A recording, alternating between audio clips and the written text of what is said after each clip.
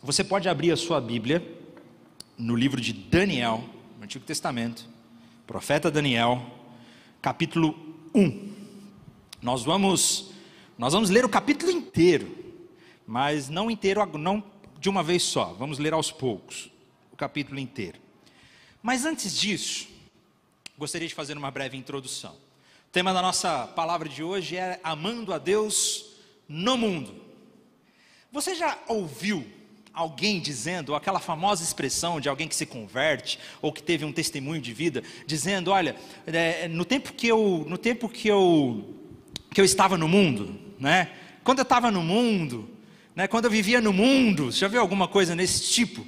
Quando eu vivia no mundo, dá a entender, claro que nós entendemos que quando uma pessoa dá esse tipo de testemunho, ela está dizendo da transformação que ela viveu a respeito de uma vida de pecados que ela tinha antes, de uma vida que estava indo por maus caminhos longe do Senhor, ela se encontrou com o Senhor. Glória a Deus por isso, né? Eu não estou desmerecendo os testemunhos dessas pessoas, mas eu quero chamar a atenção para esse discurso. Esse tipo de ideia que muitas vezes entra nas nossas cabeças, de que existe uma diferença de estar no mundo e de estar na igreja, digamos assim. No mundo, na igreja. E nós criamos uma linha divisória entre aquilo que é sagrado, aquilo que é santo, aquilo que é eclesiástico e aquilo que é secular, aquilo que é profano, aquilo que é da vida comum, do ordinário. E existe uma grande diferença entre o que é sagrado e entre o que é secular.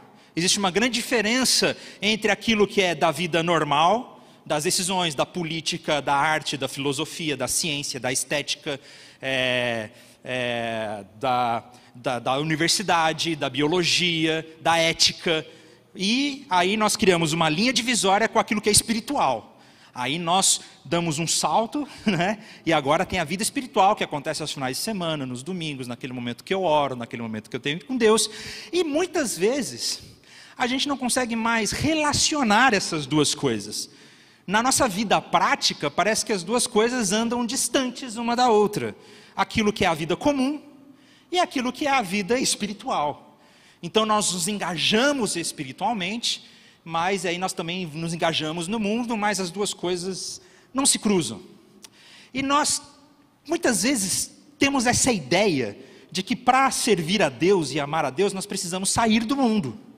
Eu vou sair do mundo, e aí nós nos fechamos dentro da nossa bolha eclesiástica, nós vivemos no gueto e para o gueto, né, para essas pessoas, não nos comunicamos, nos relacionamos com o mundo, nos fechamos dentro da nossa bolha eclesiástica, e tudo que nós fazemos é esperar Jesus voltar, ou esperar o tempo de ir para o céu. Afinal, esse mundo jaz no maligno, né? Não vamos nos envolver com o mundo.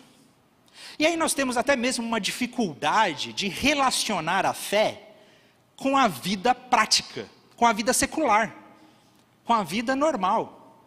Né? O que é espiritual, o que é vida, é vida.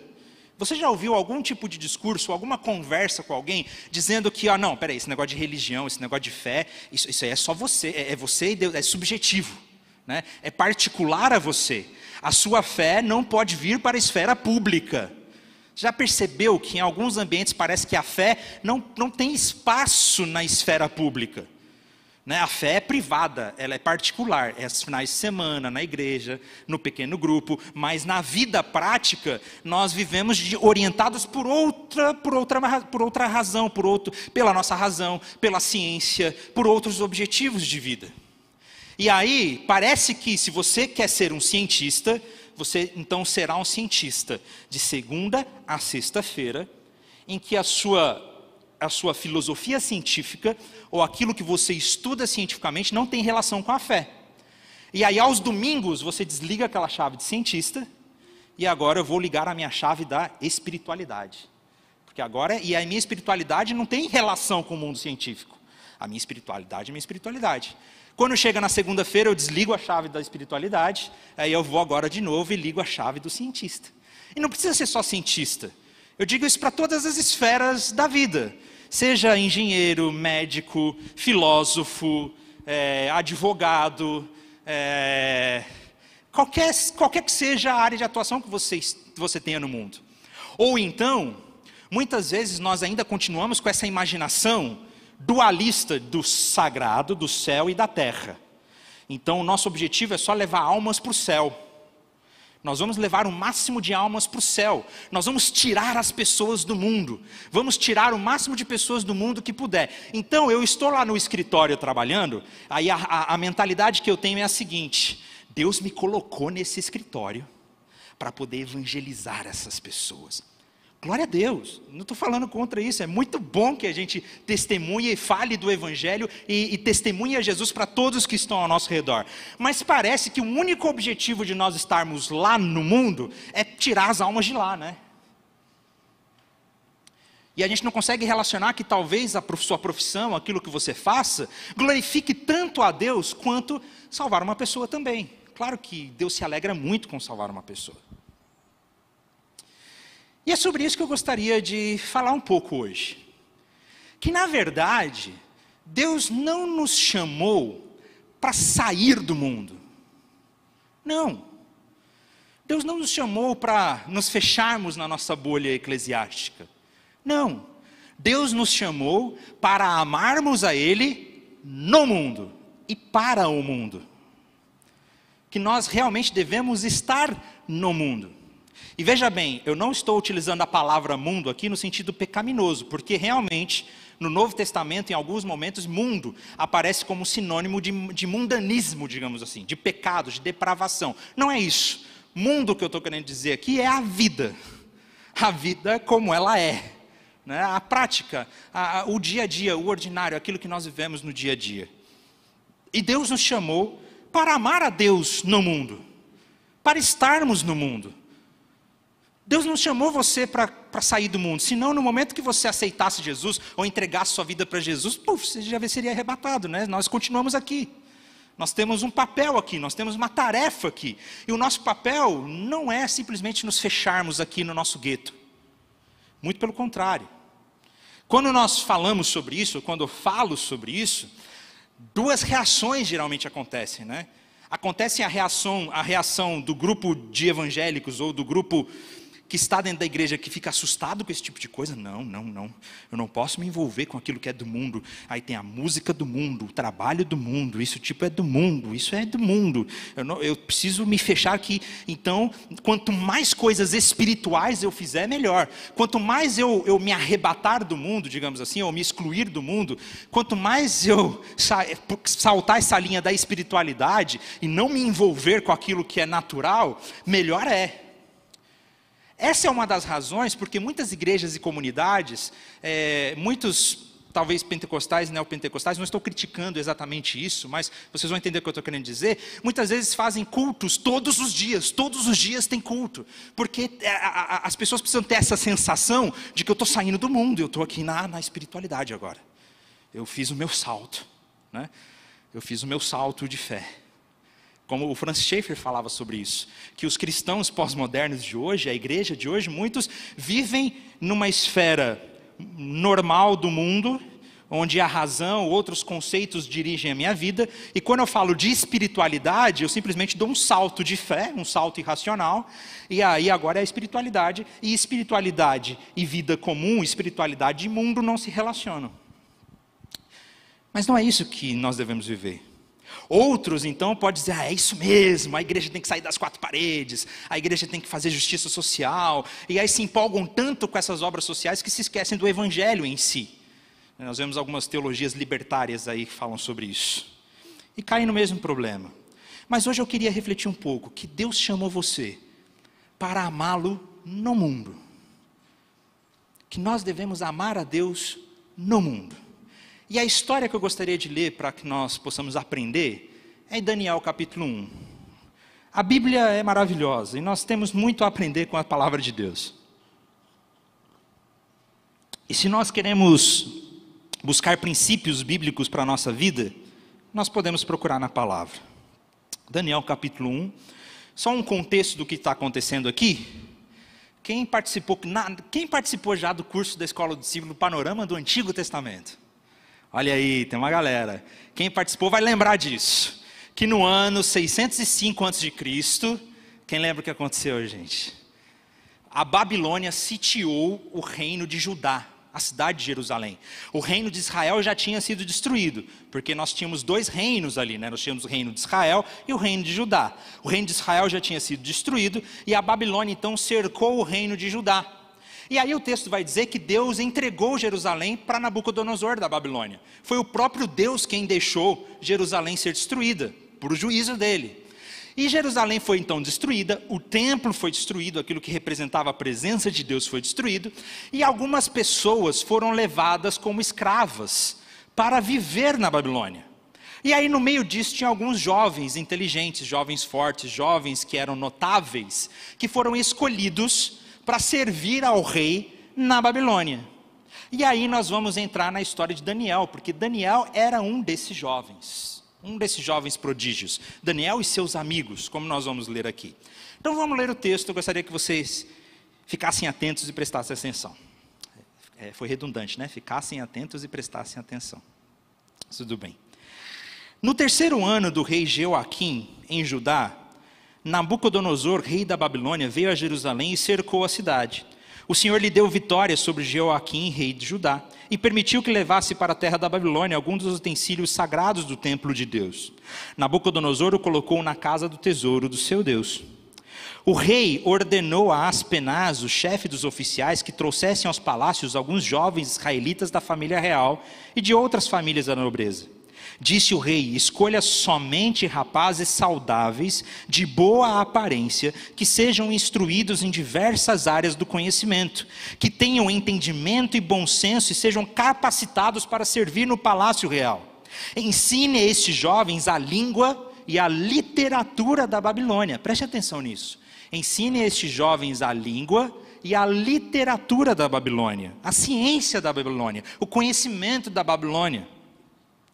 Determinou que recebessem suas próprias cozinhas e uma porção diária de alimento e vinho. Os rapazes seriam treinados durante 3 anos. Durante 3 anos passariam a servir ao rei. Daniel, Ananias, Misael, Azarias, todos da tribo de Judá, estavam entre os escolhidos. O chefe dos oficiais lhe deu novos nomes babilônicos. Daniel passou a se chamar Beltesazar, Ananias de Sadraque, Misael de Mesaque e Azarias de Abdenego. Por enquanto vamos parar aqui. A gente vai continuar lendo o texto por enquanto, daqui a pouco.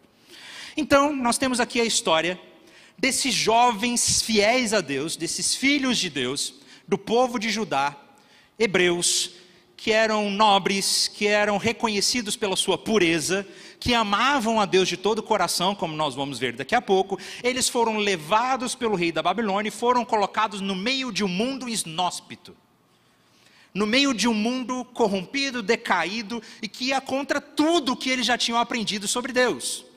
Daniel e os seus amigos chegaram na Babilônia, um país idólatra, ímpio, que não conhecia o Deus Javé, que tinham outros tipos de entendimento, em que a ciência dele, as universidades, né, tudo que eles sabiam estava relacionado com a sua própria fé, com a sua própria religião, e Daniel e seus amigos chegam ali no meio desse mundo, o mundo da Babilônia, que se parece muito com o mundo no qual nós estamos inseridos também, porque da mesma maneira que Daniel e seus amigos chegaram nesse mundo inóspito, e completamente infiel a Deus, nós também estamos inseridos num mundo em que o pecado corrompeu e que também é inóspito e que a cultura também está corrompida. Nós também estamos no meio desse mundo, da mesma maneira que Daniel e seus amigos chegaram num mundo diferente, nós também estamos inseridos numa cultura dessa. Mas é muito interessante que quando nós olhamos para o texto, nós vamos ver que Daniel e seus amigos não se afastaram desse mundo. A primeira coisa que nós poderíamos pensar, cara, o que é correto a se fazer? Não vamos nos envolver com esse mundo, né? Não vamos nos envolver com essa cultura. Não vamos estudar nessa universidade pagã, não. Não vamos aprender essa língua, que essa língua aí não é de Deus. Não vamos aprender essa matemática deles, porque a matemática deles é toda relacionada com paganismo. Porque realmente a astronomia da Babilônia tinha coisas boas, mas também tinha a parte que ligava ali aos esoterismos da vida, né? A matemática da Babilônia tinha coisas muito boas, mas também tinha aquela parte que era mística. Tudo tinha coisas da cultura que poderiam ser boas, mas tudo estava relacionado com aquilo que era ruim também. E talvez a primeira reação que Daniel e seus amigos pudessem ter é: vamos nos afastar disso tudo. Não vamos nos contaminar com essas coisas. A gente não pode se contaminar com esse mundo estranho. Só que eles chegaram na Babilônia e não tiveram opção. E aí, quando eles chegaram na Babilônia, eles foram estudar na Universidade Federal da Babilônia, né, se a gente for contextualizar, eles ficaram 3 anos, eles iriam ficar 3 anos estudando ali na Babilônia e aprendendo sobre tudo. A língua, a cultura, a ciência, a matemática, tudo o que aqueles babilônicos entendiam, eles estudariam ali. E nós vemos que não houve uma resistência de Daniel e dos seus amigos sobre isso. Ah, Felipe, como que você sabe que não houve resistência? Porque vai ter resistência daqui a pouco sobre outro assunto. A gente vai ler. Mas sobre estudar e entender a cultura e entrar naquela cultura, não houve resistência daqueles jovens. Eles entenderam que o papel deles ali na Babilônia não era se afastar da Babilônia. Que o papel deles ali na Babilônia era entrar naquela cultura e aprender tudo o que eles podiam aprender sobre aquela cultura. E é interessante que eles também tiveram o nome deles mudado. Mudado para Beltesazar, Sadraque, Mesaque e Abdinego. Isso é muito interessante, porque na cultura judaica, na cultura israelita, na verdade, os nomes tinham uma importância muito grande. Nós vemos em toda a história do Antigo Testamento que o nome representa a identidade da pessoa. Quando Jacó teve seu nome mudado para Israel, quando Abrão teve seu nome mudado para Abraão, quando Sarai teve seu nome mudado para Sara, nós vemos que na cultura hebreia o nome tem um significado muito importante. E muitos estudiosos, eles dizem que provavelmente esses nomes babilônicos representavam divindades pagãs. Representavam falsos deuses ali. Imagine como seria você ter seu nome mudado para Iemanjá. Ou você agora vai começar a ser chamado de Ogum. Imagine como seria ser o seu nome mudado para esse tipo de divindade. Sabe o que é mais interessante? Que os nomes deles foram mudados e eles não tiveram resistência quanto a isso. Não tem problema mudar o nome aqui. É muito interessante que nós temos muito a aprender com a vida desses 3 jovens. A primeira coisa que eu ressalto aqui é que Deus nos chamou para entrarmos e estarmos no mundo. Deus não nos chamou para sairmos do mundo, para nos afastarmos do mundo. Não, Deus chamou você para estar no mundo, criando cultura, entendendo e conhecendo o que as pessoas estão pensando. Esses jovens ficaram 3 anos na Babilônia, conhecendo tudo o que eles podiam conhecer, e nós vamos ver daqui a pouco que eles se tornaram os melhores. Então Daniel se tornou especialista na matemática da Babilônia, nos conhecimentos filosóficos dos babilônios, em tudo aquilo que eles estavam pensando cientificamente, culturalmente, seja lá o que for, eles se tornaram instruídos em toda a sabedoria, como nós vamos ver, eles se tornaram doutos em ciência, eles se tornaram versados no conhecimento, eles se tornaram competentes para assistirem ao palácio.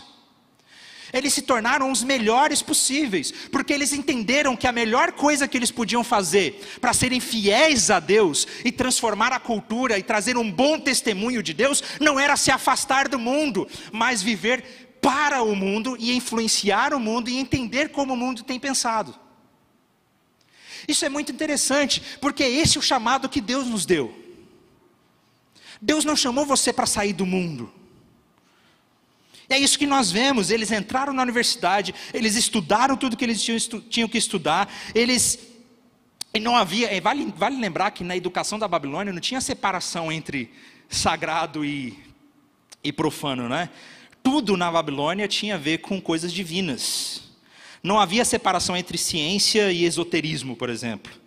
Não havia separação entre química e magia, né? Era tudo meio que relacionado, mas mesmo assim eles tiveram sabedoria de entender aquilo que era bom, aquilo que não era bom, mas eles aprenderam sobre tudo. Deus chamou você para estar na cultura, no meio da cultura e viver para o mundo. É interessante que eles não foram mundanos, eles não se contaminaram, a gente vai ver sobre isso daqui a pouco, mas eles viveram para a cultura. Esse é o chamado que nós temos. Olha só o que diz Marcos capítulo 12, no versículo 30. Que Jesus diz, olha, ame ao Senhor teu Deus. Ou melhor, antes disso, João capítulo 17. Antes disso, João capítulo 17, no versículo 15 a 18. Quando Jesus está orando, ele diz, olha, não peço que os tire do mundo, mas que o proteja do maligno. Eles não são deste mundo, como eu também não sou. Consagra-os na tua verdade, que é a tua palavra. Assim como tu me enviaste ao mundo, eu os envio ao mundo. O próprio Jesus orou a Deus dizendo, Senhor, eu não peço que o Senhor tire eles do mundo, mas eu peço que eles permaneçam firmes na tua palavra, e que o Senhor os envie para o mundo. O lugar onde nós devemos estar e testemunhar é no mundo. E fazendo e entendendo que a nossa profissão, a nossa vocação, aquilo que nós podemos fazer, glorifica a Deus. Você foi chamado para entrar na cultura e tratar todos os assuntos como sendo para a glória de Deus, tendo referência a Deus. Marcos capítulo 12, no versículo 30, Jesus diz, olha, ame o Senhor teu Deus de todo o teu coração, de toda a tua alma e de toda a sua mente, com todos os seus pensamentos. Que tudo que você faça mostre que você ama a Deus. Então o amor a Deus não é só aos finais de semana dentro da igreja. O amor a Deus é em todos os momentos. Nós precisamos aprender que o cristianismo não é só sobre tirar almas do inferno para levar almas para o céu. Nós cremos, eu creio que nós ressuscitaremos no último dia, estaremos junto com Deus e viveremos eternamente com Deus. Eu creio nisso. Mas o cristianismo não é só sobre tirar e levar almas para o céu. O cristianismo é sobre ter a nossa vida completamente transformada e vivermos testemunhando a Deus no mundo. Vivermos de uma forma que glorifique a Deus no mundo. Foi para isso que nós somos chamados. Existe um mandato de Deus para isso. Existe um mandato cultural que nós falamos de Deus para isso. Lá em Gênesis, quando Deus criou todas as coisas e viu que tudo era muito bom, Ele ordenou a todos nós que pudéssemos crescer, multiplicar e cultivar a terra. Cultivar a terra, fazer cultura. Vocês já pararam para prestar atenção nisso? Que Deus nos chamou e nos deu um mandato, Deus nos deu uma missão de fazer cultura. De fazer cultura, de influenciar positivamente o mundo, que Deus te deu um mandato e um chamado para que você possa criar cultura positivamente, para que você possa criar beleza no mundo, para que você possa fazer coisas boas no mundo, para que você possa usar da sua profissão para exercer da melhor maneira possível. Que Deus chamou você, arquiteto, para criar beleza na arquitetura. Que Deus criou você, cientista, para glorificar a Deus através daquilo que nós conhecemos da natureza. Que Deus chamou você, médico, para servi-lo amando as pessoas e curando as pessoas. Que Deus chamou você para criar cultura e fazer cultura, para influenciarmos o mundo positivamente, para darmos ao mundo, para continuarmos, para cooperarmos com Deus nessa criação que Ele nos deu. Ele nos deu esse mandato, ó, cultivem o mundo. Nós temos esse chamado, nós somos chamados para entrarmos na cultura, entendermos a cultura e influenciarmos a cultura, não sairmos do mundo. A biologia deve explorar os encantos da vida, a estética deve ressaltar a beleza do que foi criado, a indústria deve produzir equipamentos para a glória de Deus. Você já pensou que tudo que você pode fazer pode ser para a glória de Deus? Que nós não podemos mais criar essa linha divisória entre o que é santo e aquilo que não é santo, entre sagrado e secular. Isso é do mundo, eu não vou mexer, não. Nós somos chamados para amar a Deus no mundo. Amém? Não sei se eu estou conseguindo ser muito claro. Fomos chamados para amar a Deus no mundo. Mas é interessante, porque nós sabemos que a cultura onde nós estamos, ela foi influenciada pelo pecado.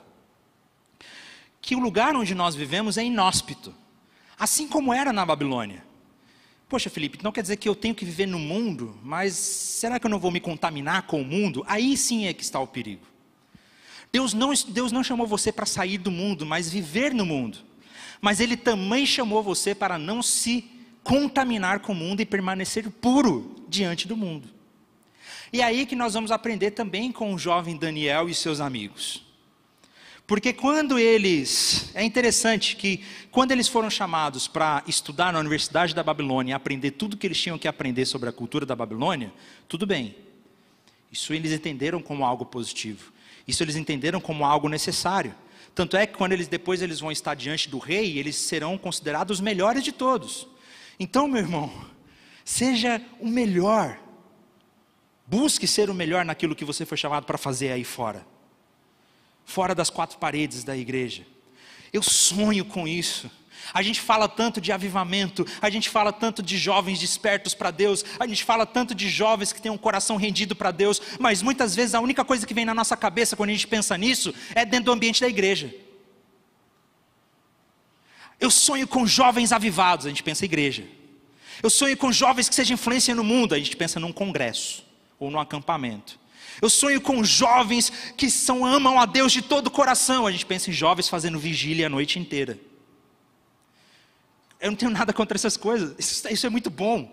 Eu também quero isso, eu também desejo isso. Mas vocês já pararam para pensar que avivamento, amar a Deus, ser cheio de Deus, não tem a ver só com a vida eclesiástica, mas em fazer o melhor possível com aquilo que Deus te deu, com o talento que Deus te deu, com a inteligência que Deus te deu, com a mente que Deus te deu. Então eu sonho com jovens avivados que entendem que o seu trabalho de arquitetura vai ser para fazer uma Campo Grande mais bonita, que a beleza glorifica a Deus. Que os jovens que entendam, que os artistas entendam que a arte e a beleza não precisa de justificativa, como diz o Huckmarker, que a arte não precisa de justificativa. Do tipo, a arte tem que ser para Jesus, meu irmão. Se não for para evangelizar, então é do mundo. Não, a arte, beleza, glorifica a Deus, tudo que é belo glorifica a Deus. Existe a arte, é claro que o pecado vai contaminar tudo isso, mas eu sonho com jovens que entendam que o chamado deles não é simplesmente para sair do mundo, mas amar a Deus no mundo. O problema é que o pecado entrou no mundo, e aí nós entendemos que por causa do pecado, as coisas distorceram de direção, que o pecado trouxe uma outra direção para aquilo que era bom e que Deus criou como bom. E aí nós vamos entender que Deus também nos chamou para sermos puros. Como eu vou voltando aqui no que eu estava dizendo, Daniel e seus amigos entenderam que a universidade era a coisa que eles precisavam, que o conhecimento e a inteligência era uma coisa muito boa, que mudar o nome, não tem problema mudar o nome, mas tinha algo que eles não podiam. É interessante que o texto vai dizer assim, olha, Daniel, porém, lá no versículo 8, Daniel, porém, decidiu não se contaminar com a comida e o vinho que o rei lhes tinha dado. Pediu permissão ao chefe dos oficiais para não comer esses alimentos a fim de não se contaminar. Deus havia feito que o chefe dos oficiais mostrasse compaixão e simpatia do Daniel. Daqui a pouco eu vou continuar o texto. Mas é interessante que fazer ciência é uma coisa boa. Que se envolver e estudar a matemática da Babilônia era algo desejável para eles. Que se tornarem os mais sábios, os mais competentes, os melhores dentro da Babilônia era algo desejável para eles. Mas tinha alguma coisa que eles entenderam que contaminaria a vida deles, que era a comida. Isso é interessante a gente parar para pensar um pouquinho sobre isso. Poxa, imagina só, ter o nome mudado para um nome de uma divindade não tem problema, mas na hora de comer, não, aí a comida já não pode. Isso é muito interessante porque na cultura judaica, na cultura hebreia, a comida era algo muito importante. Existiam diversas leis cerimoniais e eles entendiam que se determinadas comidas não fossem preparadas dentro da tradição religiosa de Israel, se existisse alguma comida impura, ou ela não fosse preparada da melhor maneira possível, ou se fosse preparada, dedicada a ídolos, ou dedicada de outras maneiras, aquela comida se tornaria impura. E no momento que eu me alimentasse daquilo, eu também me tornaria impuro. Aquilo contaminaria o meu coração, contaminaria o meu interior. Esse era o entendimento que os judeus tinham da comida. Então, na cabeça de Daniel e seus amigos, quando eles estavam no mundo, sendo influência no mundo, trabalhando para o mundo, dando o melhor para o mundo, eles estavam glorificando a Deus fazendo isso. O problema era se algo contaminasse o seu coração. O problema era quando o pecado entrasse dentro deles. O problema é quando eles permitissem que a cultura contaminasse o seu interior. E eles entendiam que a comida faria isso. Então, na visão de Daniel, ele disse, olha, a comida nós não podemos comer, porque nós não vamos nos contaminar. Não vamos contaminar o nosso coração. Da mesma forma, nós entendemos que a nossa cultura está caída. Nós entendemos que vivemos no meio de um mundo inóspito. E da mesma maneira que Daniel entendeu que a comida contaminaria o coração dele, nós também devemos estar cientes que a cultura caída também pode contaminar o nosso coração. E que existe sim um risco de nós estarmos no meio da cultura. Quando eu digo que Deus chamou você para estar na cultura e viver no mundo e para o mundo, não é que você vai ser influenciado por ele, muito pelo contrário, nós estamos na contramão do mundo. Nós estamos na contramão da cultura. Daniel e seus amigos estavam na contramão daquela cultura, tanto que eles vão acabar na fornalha e na cova dos leões. Os 3 amigos vão parar na fornalha e Daniel vai parar na cova dos leões. Então nós vemos que Daniel e seus amigos, eles se tornaram os melhores dentro daquela cultura, mas eles não foram contaminados pela cultura. Esse é o risco que existe. Nós somos chamados por Deus para estarmos na cultura e sermos os melhores dentro dessa cultura, mas ao mesmo tempo não devemos nos contaminar com essa cultura caída. Porque o pecado corrompeu a direção boa que Deus deu para as coisas. O pecado corrompeu tudo. E quando o pecado corrompeu tudo, não quer dizer que a música mundana é pecado, ou tal profissão é pecado, ou tal coisa é pecado. Não. É que o pecado ele pegou essas coisas boas que glorificam a Deus e deu a direção errada para elas. E deu o objetivo errado para elas. E nós devemos ter sabedoria para também não sermos impactados, influenciados pela nossa cultura. E meu irmão, agora eu queria chamar a atenção para vocês, de vocês. Nós estamos sendo diariamente bombardeados por uma cultura mundana. Aí sim eu quero mudar o termo, não falo mais mundo, eu falo mundano, pelas características pecaminosas, pelas características ruins de nossa cultura. Nós estamos sendo diariamente influenciados por ela, sem que a gente perceba muitas vezes. Sem que a gente perceba. Nós estamos tão imersos numa cultura pagã, nós estamos tão imersos numa cultura que privilegia a beleza física, nós estamos tão imersos numa cultura que privilegia o sucesso, o dinheiro e tantas outras idolatrias, estamos sendo influenciados por essas coisas, o nosso coração está sendo influenciado por essas coisas, e muitas vezes nós nem percebemos isso. Você está lá assistindo a sua série e você vê uma cena de nudez, ou uma cena de adultério, qualquer outra coisa, aquilo nem te escandaliza mais. Tamanha é a influência que nós tivemos na nossa cultura. E parece que as coisas, que aquilo que desagrada a Deus e que fugiu da direção, é só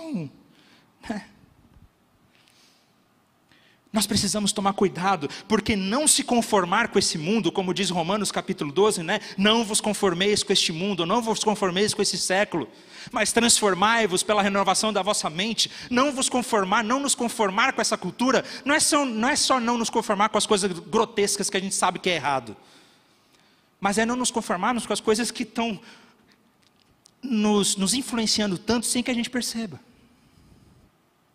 Eu tenho um exemplo sobre isso. Não quero ser polêmico agora. Mas eu lembro que eu percebi como a gente começa a ser moldado por séries, por entretenimento, por coisas, e o nosso coração muitas vezes começa a ser contaminado com isso sem que a gente perceba. Eu lembro que no ano passado, não foi esse ano ainda, no ano passado, quando começou lá o Big Brother Brasil, surgiu algumas discussões nas redes sociais sobre coisas sociais e tal, de discussões, não sei o quê, de assuntos interessantes e relevantes. E aí eu vi aqueles assuntos e falei, cara, eu vou assistir esse negócio para ver o que está acontecendo ali. Para entender tudo isso. Para ver o que está acontecendo. E não existe nada de errado, isso não é pecaminoso você prestar atenção no que está acontecendo na cultura. Você vê o que está acontecendo, não tem nada de errado nisso. Eu realmente fui lá ver o que estava acontecendo e tal, e sem que eu me desse conta, eu comecei a toda noite ligar lá e estava assistindo, e comecei a me divertir com aquilo. E aí depois eu comecei a perceber que eu estava ficando empolgado com intriga, com mentira, com ódio, com fofoca. Eu comecei a ficar empolgado com coisas que claramente estão indo contra a direção que Deus nos deu para viver no mundo, e eu estava empolgado com aquilo, e eu nem percebi que aquilo tinha acontecido comigo.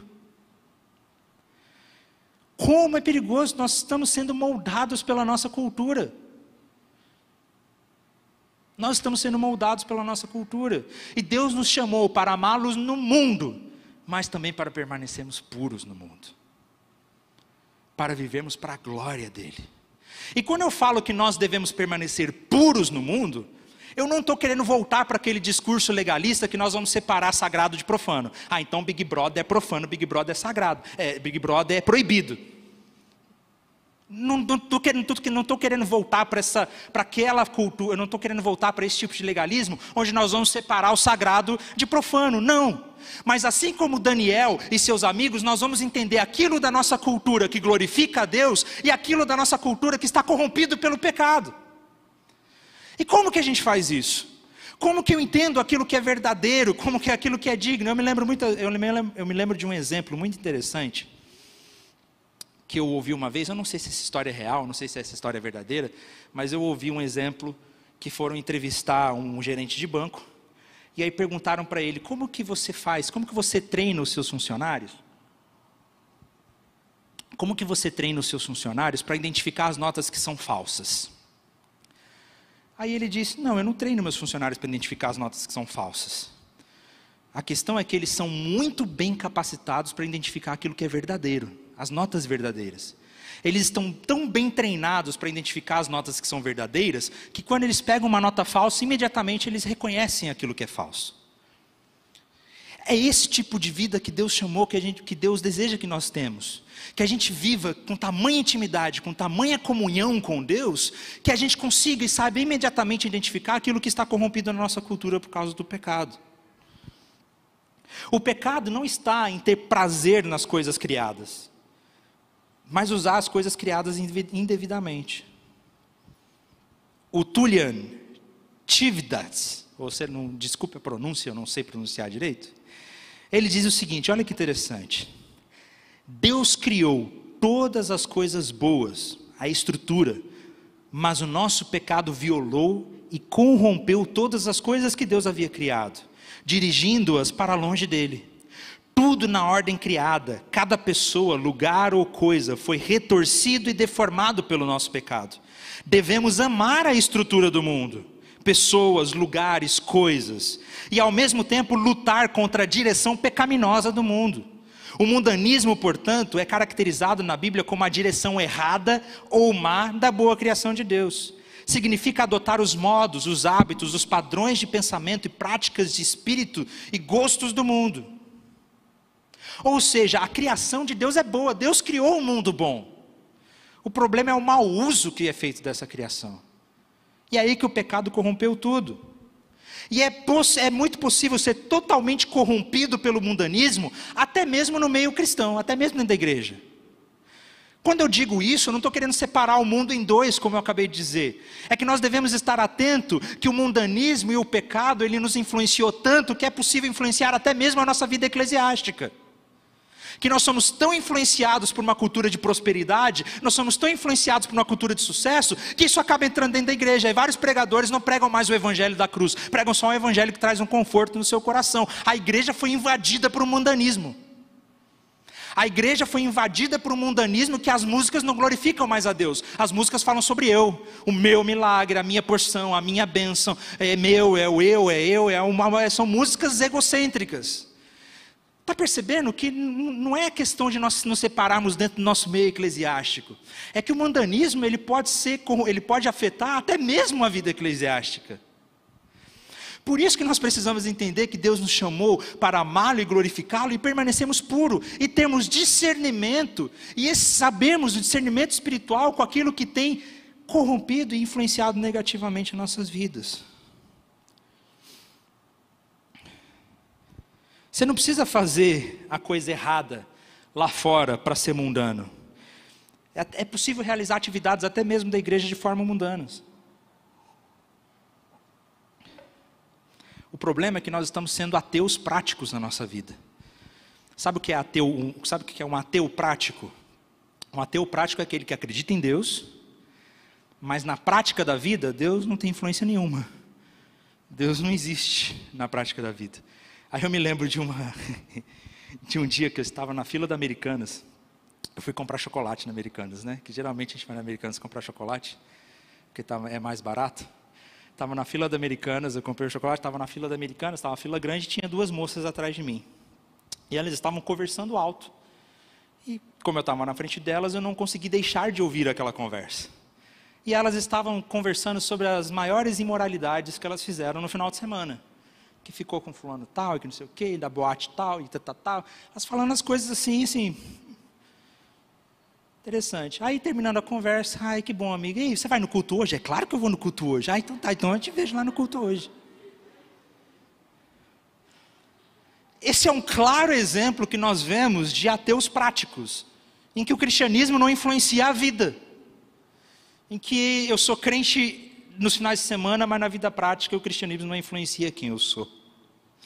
A grande lição que nós aprendemos com esses jovens é que, inseridos naquela cultura pagã, eles conseguiram discernir entre aquilo que era lícito e aquilo que era ilícito, o que era cotidiano e aquilo que era mundano. Eles não se isolaram do mundo, mas eles entraram no mundo e eles tiveram discernimento para entender o que naquela cultura era bom e glorificava a Deus e o que naquela cultura era mundano. É isso que Deus está nos chamando para fazer no mundo. Não é simplesmente condenar a música mundana, não, mas o que tem de belo, o que tem de mundano? O que tem na cultura que glorifica a Deus e o que tem na cultura que não glorifica a Deus? É esse discernimento que nós precisamos na nossa vida espiritual para colocarmos em prática aquele versículo que o apóstolo Paulo diz, olha, que todas as coisas me são lícitas, mas nem todas as coisas me convêm.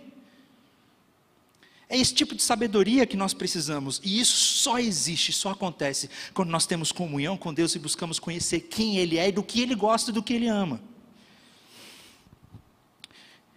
A gente precisa desse radar cultural, né, para entender aquilo que é verdadeiro e aquilo que é falso. Então como é que eu faço isso? Como é que eu consigo amar a Deus no mundo, sem me contaminar com o mundo? Qual que é o passo prático então para que eu consiga entrar dentro da cultura, entender a cultura, influenciar a cultura, sem me contaminar com ela? É aí que entra o terceiro ponto da nossa palavra. Nós podemos contar com a provisão divina. Eu já passei o tempo, rapidamente, eu vou encerrar rapidamente. Não vou ler o capítulo inteiro mais, porque eu vi que não vai dar tempo. Mas, resumindo, logo depois disso, Daniel, ele vai para o copeiro, para o cozinheiro, e ele vai dizer, olha, deixe que a gente coma só salada e vegetais, e não coma a comida do rei. E aí os mestres dizem, não, mas aí vocês vão ficar fracos, e vocês logo vão perceber que vocês não estão comendo a comida do rei. Mas ele consegue fazer um acordo, Deus estava com eles, ele consegue fazer um acordo com o cozinheiro do rei. E eles ficaram comendo somente vegetais e salada. E o texto vai dizer que por provisão divina, porque Deus estava com eles, divinamente Deus os proveu para que eles fossem, mesmo comendo só os vegetais e as saladas, eles ficassem mais fortes e mais saudáveis que todos os outros jovens da Babilônia. Nós vemos que Deus trouxe uma provisão divina para aquele jovem. Deus trouxe provisão divina para eles, para que diante do rei Nabucodonosor, eles fossem considerados os mais sábios de todos, os mais capacitados de todos e os melhores de todos. Nós podemos contar com a provisão divina. E aí que entra a provisão que Deus nos deu para esse tempo e para o nosso tempo. Porque a mensagem do Evangelho diz que quando Jesus morreu na cruz, Ele não morreu na cruz só para levar pessoas para o céu. Ele não morreu na cruz só para levar sua alma para o céu. Jesus morreu na cruz para redimir o mundo inteiro. Jesus morreu na cruz para redimir a cultura. Jesus morreu na cruz para redimir a ciência. Jesus morreu na cruz para redimir a arquitetura. E seja lá o que você for, Jesus morreu Jesus morreu na cruz para reconciliar consigo o mundo. A provisão que nós temos é que a Bíblia diz que em Cristo o reino de Deus foi inaugurado aqui na terra. O reino de Deus foi inaugurado. Quando Jesus veio, a principal mensagem de Jesus não era: me segue que você vai para o céu. Me segue que você vai para o céu. Me aceita que você vai para o céu. Essa não era a mensagem de Jesus. Isso também faz parte da teologia de Jesus. Mas essa não era a principal mensagem de Jesus. A mensagem de Jesus era: o reino de Deus está próximo. O reino de Deus chegou. E quando Jesus morreu na cruz, o reino de Deus foi inaugurado aqui na terra. Nós cremos que esse reino ainda virá com toda a sua plenitude no fim dos tempos. Mas o reino de Jesus já começou agora. Então a provisão que Deus nos deu foi que Jesus na cruz nos redimiu de todos os nossos pecados. E agora, por meio de Jesus e pela fé em Jesus, nós temos condições de ser testemunhas do seu reino. Foi para isso que nós fomos chamados: sejam minhas testemunhas. É testemunhar o reino de Jesus em todos os lugares onde nós estivermos. E as pessoas vão perceber na sua vida cotidiana, em tudo que você faz, que você tem um outro rei, que você tem um outro líder, que você faz parte de um outro reino. Nós somos chamados para sermos sal do mundo, luz do mundo e sal da terra. O sal, ele tem uma característica de conservar a carne. Por isso que esse exemplo é utilizado por Jesus, porque ele preserva. Nós somos chamados para preservar os valores do reino no meio dessa cultura. Nós somos chamados para preservar os valores do reino de Deus no meio desse mundo. Você foi chamado para amar a Deus no mundo, sem se contaminar com Ele, mas pela provisão divina de Jesus morrendo na cruz e pela fé em Jesus, nós temos condições de estender e testemunhar o reino de Deus aqui na terra. Amém? Glória a Deus. Queria chamar então a banda aqui, para que a gente possa ir encerrando, e nós vamos cantar de novo aquele refrão da canção do Apocalipse, porque essa é a esperança que nós temos, porque nós cremos que na cruz, Jesus inaugurou o seu reino aqui na terra, e Ele nos chamou para sermos testemunhas do seu reino aqui na terra, para testemunharmos a Jesus em todos os momentos da nossa vida. Então nós cremos que Ele sempre foi, que Ele é e que Ele sempre será. Nós cremos que Ele virá com toda a sua glória e com toda a sua plenitude. Nós cremos que Ele virá e estabelecerá o seu reino aqui na terra. Mas enquanto Ele não vem, nós somos chamados para dar testemunha do reino dEle aqui na terra. Você foi chamado para amar a Deus no mundo e viver para o mundo, influenciar o mundo. De entender que a mensagem de Jesus Cristo não é só para tirar você do mundo, mas para que você seja testemunha de Jesus no mundo onde nós estamos. Amém? Feche seus olhos, vamos orar. Queria convidar você a se colocar em pé também. Pai, obrigado por esse tempo. Obrigado pela Tua palavra. Nós aprendemos tanto com o Senhor. Obrigado porque nós entendemos e sabemos que o Senhor nos chamou para sermos testemunhas do Senhor no mundo. Como Jesus orou, o Senhor não veio para nos tirar do mundo, mas o Senhor nos enviou para o mundo. O Senhor nos enviou para o mundo para sermos testemunhas fiéis do Teu reino. Então, Senhor, nós entendemos que tudo que nós fazemos, que a nossa fé tem relação com todas as esferas da nossa vida. Que a Tua mensagem, a Tua palavra influencia todas as áreas da minha vida, na minha profissão, no trabalho, nos estudos, em tudo que eu faço. Que nós possamos ser testemunhas do Teu reino, que nós possamos ser Cristos, pequenos Cristos aqui na terra. Que possamos demonstrar o Seu reino, que as pessoas vejam e percebam, vocês fazem parte de um reino diferente, vocês possuem um outro líder, que é Jesus Cristo. Obrigado por essa noite. Louvado seja o Teu nome, no nome de Jesus. Amém e amém.